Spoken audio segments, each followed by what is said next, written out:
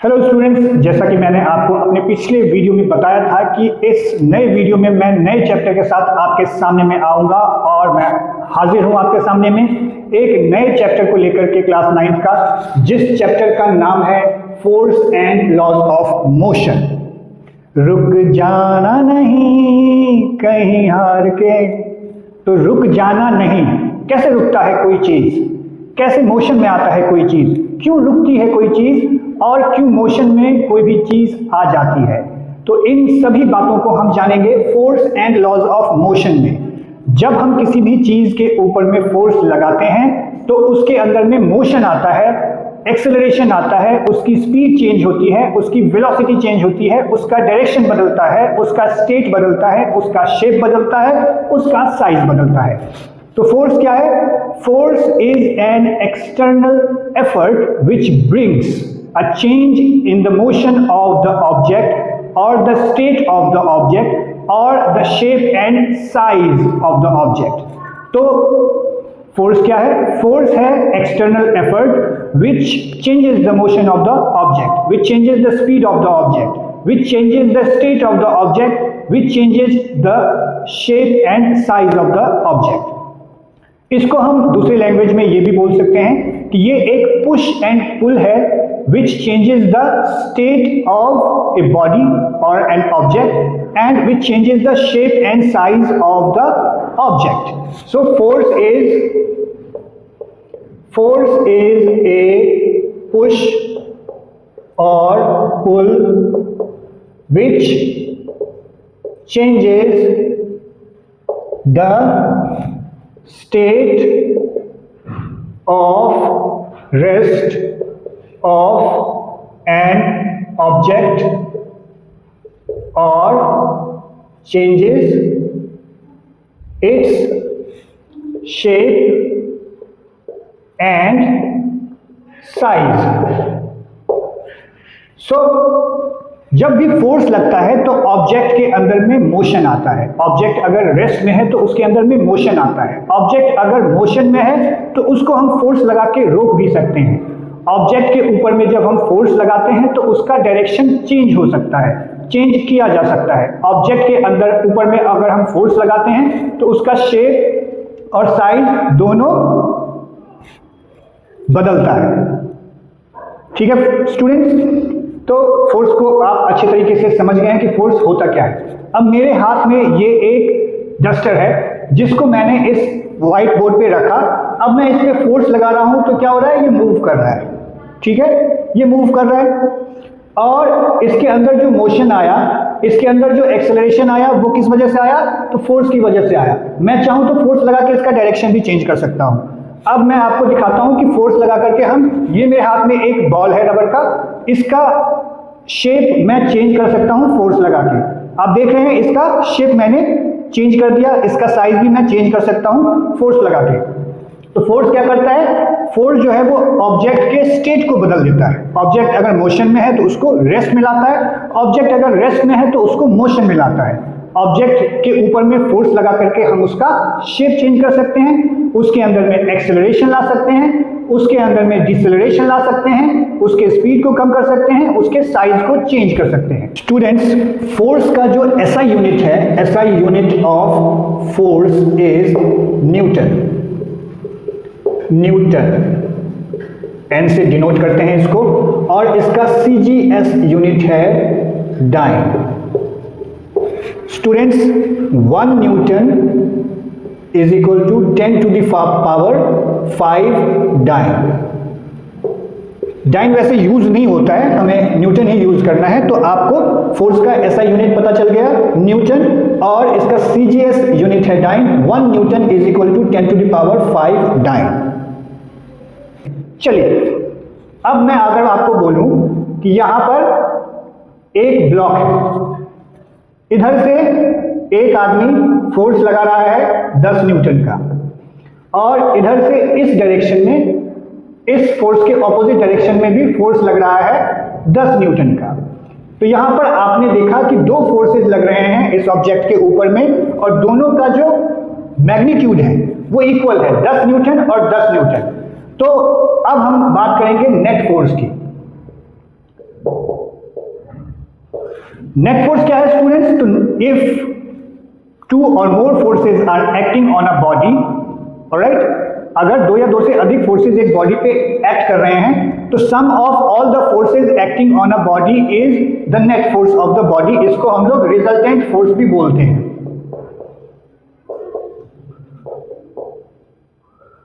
और resultant force क्या होता है? Vector sum of forces acting on a body.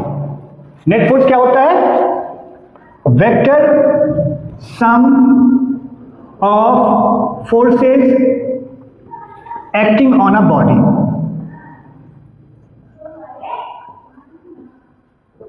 Alright, अब आपने देखा कि ये एक ऑब्जेक्ट है, इसके ऊपर 2 फोर्स लग रहे हैं। एक फोर्स लग रहा है इस डायरेक्शन में, उसका मैग्नीट्यूड 10 न्यूटन है। एक फोर्स लग रहा है इसके ऑपोजिट डायरेक्शन में, इसका भी मैग्नीट्यूड 10 न्यूटन है। तो इसका नेट फोर्स कितना होगा? नेट फोर्स होगा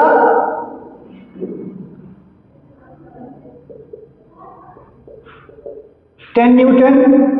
ये इधर लग रहा है और ये इसके ऑपोजिट डायरेक्शन में लग रहा है। तो some of forces acting on a body is called the net force of the body. तो 10 न्यूटन प्लस माइनस 10 न्यूटन, क्योंकि ये ऑपोजिट डायरेक्शन में लग रहा है तो ये निकल के आ गया कितना हमारा? 0। तो नेट फोर्स अगर 0 होगा किसी बॉडी के ऊपर में तो उस बॉडी के स्टेट में कोई बदलाव नहीं आएगा। अगर वो बॉडी रेस्ट में है तो रेस्ट में ही रहेगा और मोशन में है तो मोशन में ही रहेगा।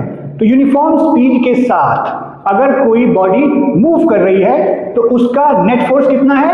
0 है। क्यों? क्योंकि नेट फोर्स 0 का मतलब है उसके अंदर कोई एक्सेलरेशन नहीं आ रहा है, क्योंकि एक्सेलरेशन लाने के लिए एक्सटर्नल फोर्स मुझे लगाना पड़ेगा और मुझे इतना फोर्स लगाना पड़ेगा जितना फोर्स उसके ऑपोजिट डायरेक्शन से लग रहा है उससे ज्यादा।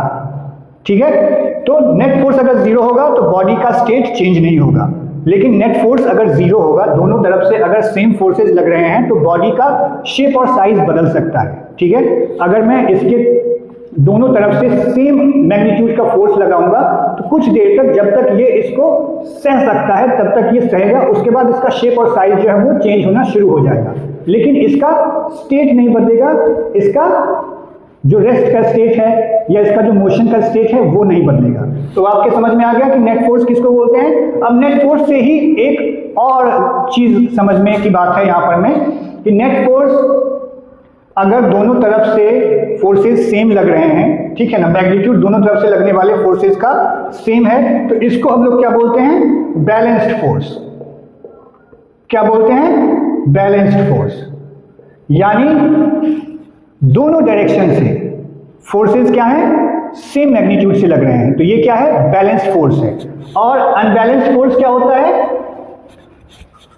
अब अगर इधर 10 न्यूटन का फोर्स इस तरफ इसको पुश कर रहा है और इधर से अगर मैं इसको 20 न्यूटन का फोर्स लगा दूं, ठीक है, तो मैग्नीट्यूड क्या हो जाएगा? इसका ऑपोजिट फोर्स का बदल गया, इसका मैग्नीट्यूड इससे ज्यादा है।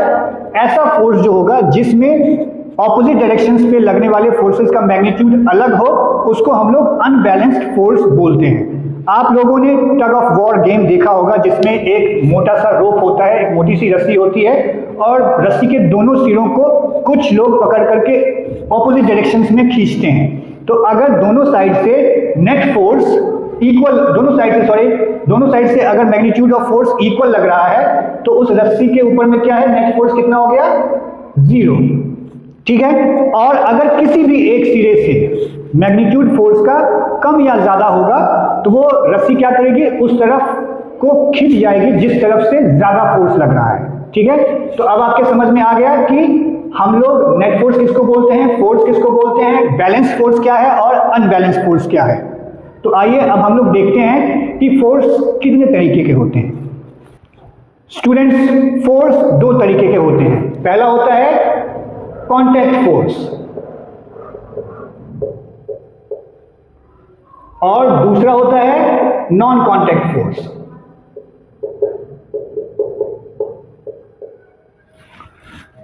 कॉन्टैक्ट फोर्स क्या है? कॉन्टैक्ट फोर्स वो फोर्स है जिसमें 2 बॉडीज जिनके कॉन्टैक्ट आपस में कॉन्टैक्ट करते हैं, टच करते हैं, तब फोर्स लगता है। जैसे मस्कुलर फोर्स। मस्कुलर फोर्स यानी हमारे मसल्स को यूज करते हुए जो एफर्ट हम लगाते हैं, effort put on a body using your muscles is called muscular force. Contact force में क्या हो जाएगा? Muscular force. Effort made by muscles of the body. ठीक है, अब हम इसको ऐसे फेंकते हैं, ये मस्कुलर फोर्स है। हम अगर कुएं से पानी निकाल रहे हैं, मस्कुलर फोर्स है। कार को हम धक्का दे रहे हैं, मस्कुलर फोर्स है। फुटबॉल को हम किक मार रहे हैं, मस्कुलर फोर्स है। यानी हमारे मसल्स को यूज करते हुए जो फोर्स हम लगाते हैं वो क्या होता है? मस्कुलर फोर्स होता है। कॉन्टैक्ट फोर्स में दूसरा फोर्स क्या है? जिसमें हमको बॉडी को टच करना होता है, कॉन्टैक्ट करना होता है फोर्स लगाने के लिए। तो दूसरा फोर्स है हमारा फ्रिक्शनल फोर्स। क्या फोर्स है? Frictional force. फ्रिक्शनल फोर्स क्या है? जब कोई बॉडी मूव करती है किसी दूसरे बॉडी के ऊपर में, तो उसके कांटेक्ट में क्या होता है? कांटेक्ट होने के बाद मोशन के ऑपोजिट में एक फोर्स लगता है। Force acting in the opposite direction of the motion is known as frictional force. तो फ्रिक्शनल फोर्स क्या है? तो मोशन के ऑपोजिट डायरेक्शन का फोर्स है। अगर मैं इसके ऊपर में इसको मूव कर रहा हूं तो क्या हो रहा है? इधर मोशन हो रहा है और इसके ऑपोजिट डायरेक्शन में जो फोर्स लग रहा है, जो इसके स्पीड को कम कर रहा है, रेजिस्टेंस का जो फोर्स है, जो रेजिस्ट कर रहा है इसके स्पीड को, इसको डिसेलरेट कर रहा है, वो क्या हो गया? हमारा फ्रिक्शनल फोर्स हो गया। फ्रिक्शनल फोर्स के कारण ही मैं यहाँ खड़ा हूँ और फ्रिक्शनल फोर्स के कारण ही हम लोग वॉक कर पाते हैं। ठीक है, तो frictional force is very important और इन सारे फोर्सेस के बारे में डिटेल से हम लोग हायर क्लासेस में पढ़ेंगे। तो कॉन्टैक्ट फोर्स हमारा कौन कौन सा हो गया? Muscular and frictional force. Non contact force हमारा जो है वो भी हम जानेंगे यहाँ पर में। तो नॉन कॉन्टैक्ट फोर्स कौन कौन सा है हमारे पास में? तो नॉन कॉन्टैक्ट फोर्स हमारे पास में हो गया पहला gravitational force. Okay, gravitational force क्या है? तो ग्रेविटेशनल फोर्स वो फोर्स है जिस फोर्स से अर्थ हमको अपनी तरफ पुल करता है। प्लैनेट अर्थ के द्वारा लगाया गया पुलिंग फोर्स जो है वो क्या है? ग्रेविटेशनल फोर्स है। ठीक है, तो ग्रेविटेशनल फोर्स एक नॉन कॉन्टैक्ट फोर्स है। क्या हम लोगों को अर्थ के कांटेक्ट में रहना पड़ेगा इस ग्रेविटेशनल फोर्स को एक्सपीरियंस करने के लिए? तो नहीं, इसमें कांटेक्ट की कोई जरूरत नहीं है। दूसरा जो हमारा नॉन कॉन्टैक्ट फोर्स है वो है मैग्नेटिक फोर्स। मैग्नेटिक फोर्स क्या है? Force applied by the magnet, force exerted by the magnet. तो मैग्नेट क्या करता है? जो इन वैसे ऑब्जेक्ट्स को जिनको वो पुल कर सकता है उनको पुल करता है। जैसे मैग्नेट आयरन को, निकल को, इन सब चीजों को अपनी तरफ खींचता है, अट्रैक्ट करता है। तो मैग्नेट के द्वारा जो एक्सर्टेड फोर्स है, अप्लाइड फोर्स है, वो क्या है? मैग्नेटिक फोर्स है। और तीसरा हमारा है इलेक्ट्रोस्टैटिक फोर्स। इलेक्ट्रोस्टैटिक फोर्स क्या है? तो चार्ज्ड बॉडीज जो हैं वो एक दूसरे को अट्रैक्ट करते हैं। तो दो चार्ज्ड बॉडीज के बीच में जो अट्रैक्शन वाला फोर्स है वो फोर्स हमारा क्या हो गया? इलेक्ट्रोस्टैटिक फोर्स हो गया। तो कॉन्टैक्ट फोर्स और नॉन कॉन्टैक्ट फोर्स आपके समझ में आ गया। मस्कुलर और फ्रिक्शनल फोर्स हमारा क्या है? कॉन्टैक्ट फोर्स है। ग्रेविटेशनल, मैग्नेटिक और इलेक्ट्रोस्टैटिक फोर्स हमारा क्या हो गया? तो ये हमारा नॉन कॉन्टैक्ट फोर्स हो गया। अब हम बैलेंस्ड और नॉन बैलेंस्ड और अनबैलेंस्ड फोर्स के बीच में क्या डिफरेंस है वो हम देखेंगे। Balanced and unbalanced. तो बैलेंस्ड फोर्स में क्या होता है? Net force is equal to 0। इसमें क्या हो जाएगा? Net force is not equal to 0, right. जब नेट फोर्स 0 होगा तो body will move with uniform speed will change, means it will increase or decrease.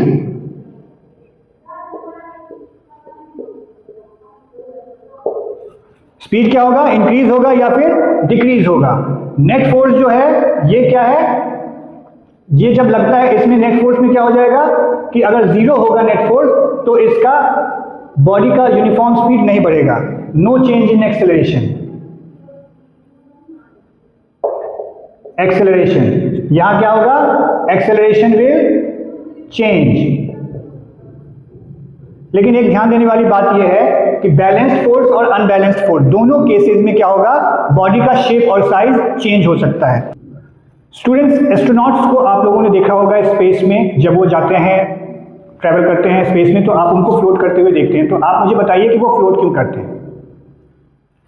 वैसे मैं आपको इसका आंसर दे देता हूं। एस्ट्रोनॉट्स फ्लोट इसलिए करते हुए दिखाई देते हैं क्योंकि वो हमेशा क्या होते हैं? फ्री फॉल में होते हैं। वो इसलिए फ्लोट नहीं करते क्योंकि उनके ऊपर में ग्रेविटेशनल फोर्स जो है वो लग नहीं रहा है अर्थ का ग्रेविटेशनल फोर्स उनके ऊपर में लगता है, लेकिन वो हमेशा क्या होते हैं? फ्री फॉल में होते हैं। और जो भी ऑब्जेक्ट वहां पर में स्पेस में उपलब्ध होता है, चाहे उनका स्पेसक्राफ्ट हो या फिर वो ह्यूमन बॉडी हो, वो सेम रेट के साथ फ्री फॉल के स्टेट में होता है। इसी वजह से वो फ्लोट होते हुए दिखाई देते हैं, क्योंकि वो वेटलेसनेस फील करते हैं, उनको अपना वजन जो है वो महसूस नहीं होता है।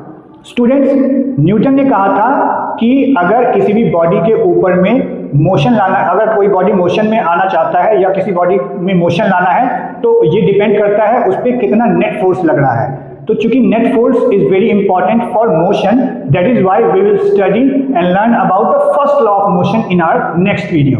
तब तक के लिए थैंक यू वेरी मच।